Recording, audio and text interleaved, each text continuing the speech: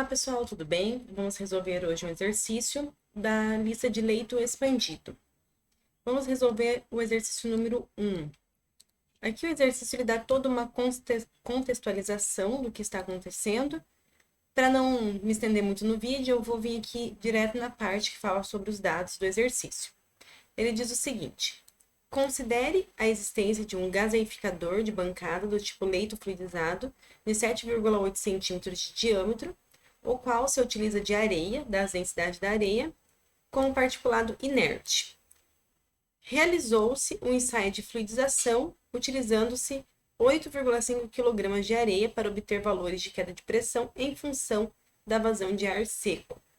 Então, foi colocada essa quantidade de areia dentro de um leito, né, com seção circular, e foi monitorando aí a velocidade de entrada do ar e anotando a queda de pressão.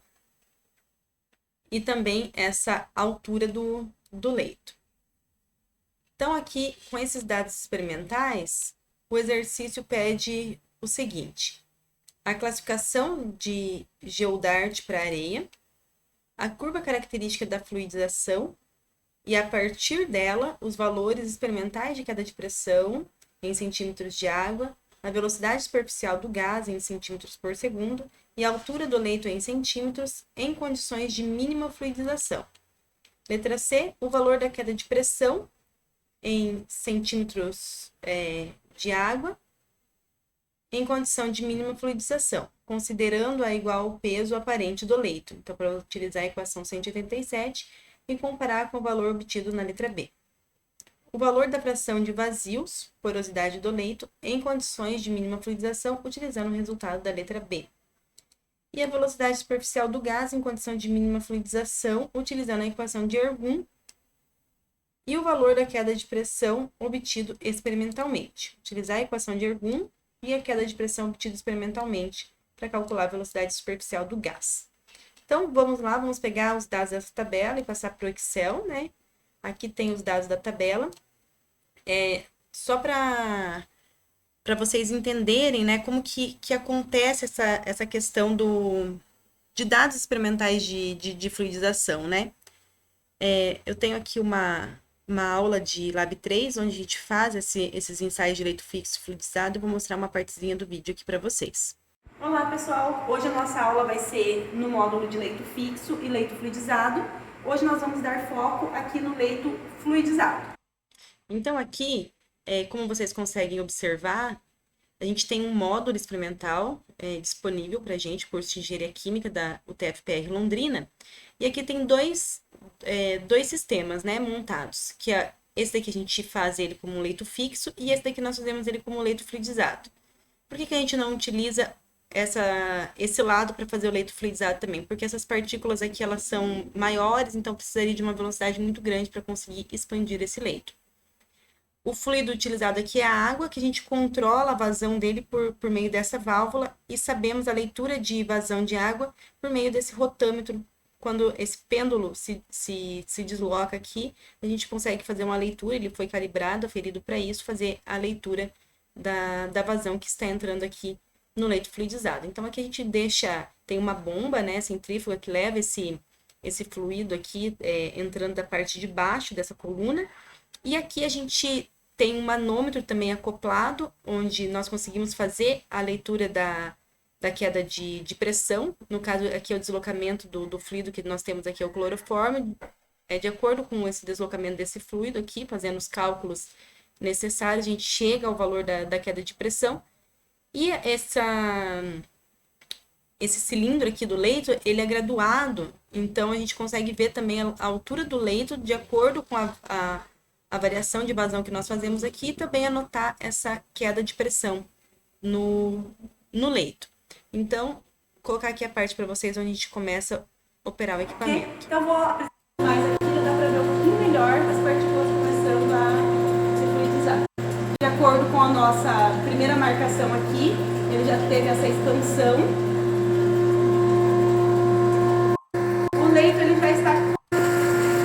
As partículas não vão sair daqui, porque aqui nessa parte superior tem uma telinha que tem a abertura do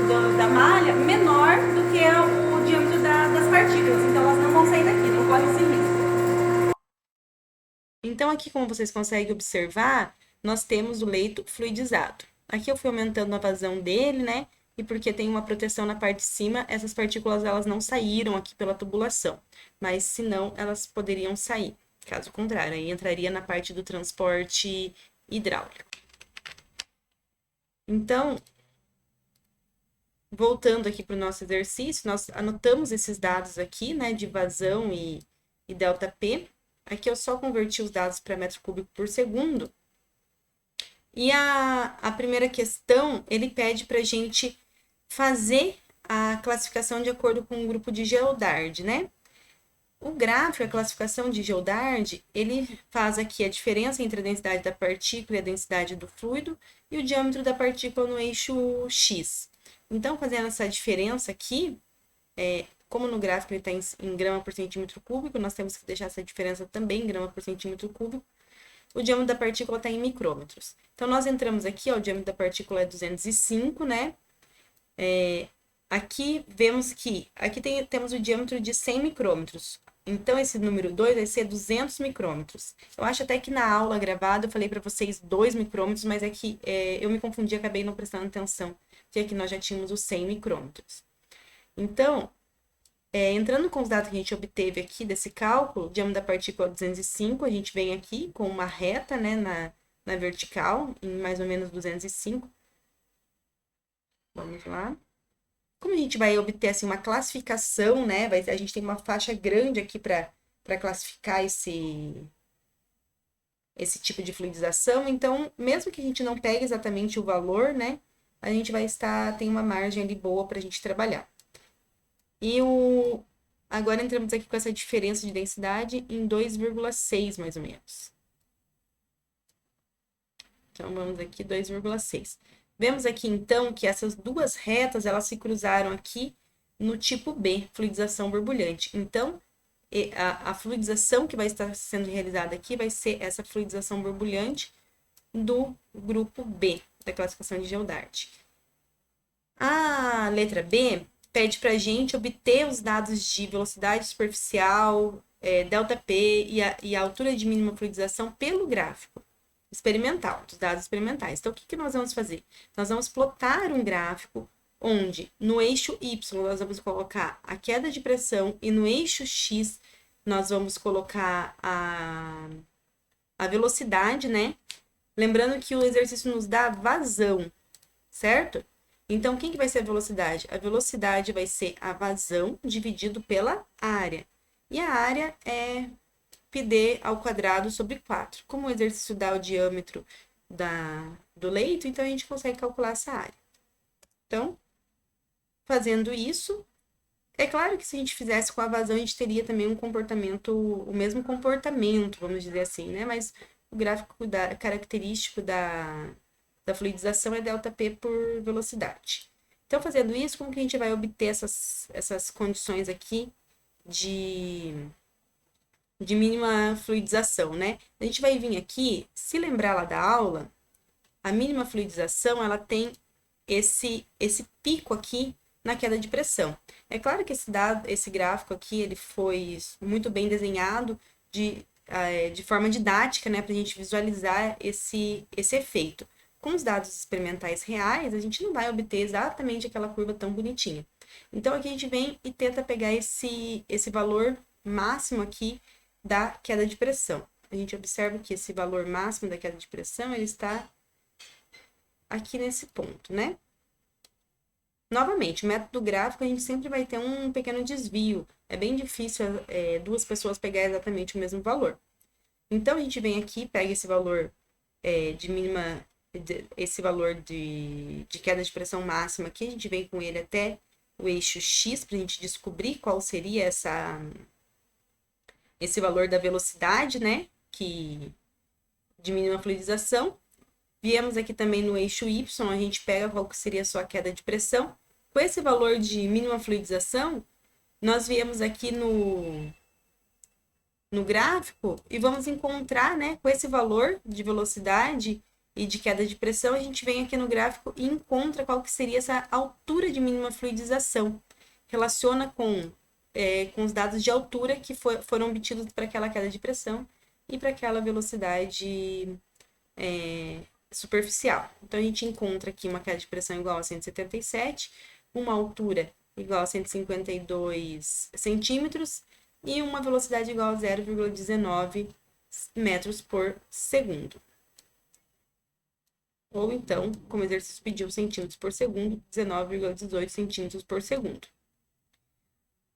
A letra C, ela pede para a gente calcular agora, fazer o cálculo dessa queda de pressão de mínima fluidização, utilizando a equação 177. Então, nós temos todos os dados. Gravidade, né, 9,81 metros por segundo. Massa da partícula, o exercício nos deu, que foi igual a 8,5 quilogramas. A área, a gente tem o diâmetro para calcular essa área. Então, a gente joga tudo isso nessa equação aqui, certo? A gente usa todos esses dados nessa equação aqui, cálculo de área e tudo mais, a gente obtém aí um valor de queda de pressão. Como o exercício nos pediu em centímetro de água, então a gente converte isso daqui que a gente obtém em Newton por metro quadrado, em Pascal, a gente converte isso daqui para centímetros de água e a gente obtém aí um valor de 177,9 centímetros de água. O que a gente observa aqui? Que esse valor calculado, né, que isso aqui é uma estimativa, ele se encontra próximo do valor que a gente obtém experimentalmente, certo? Então, qual que é o mais fidedigno do nosso processo que a gente está trabalhando? É claro que é experimental, porque a gente está observando, porque as equações, elas são empíricas, né, baseadas em observações, então, os nossos dados experimentais é o que representa realmente a nossa realidade, mas a gente vê que existe um desvio, um pequeno desvio entre o calculado e o experimental. A letra D, ela pede para a gente calcular a porosidade mínima de fluidização, utilizando, deixa eu ver aqui, letra D, utilizando o resultado do item B, né? Então, qual que vai ser essa porosidade mínima de fluidização? Vamos utilizar a equação 188 e ele pede para a gente utilizar a altura mínima de fluidização que nós obtivemos aqui pelo gráfico no item B.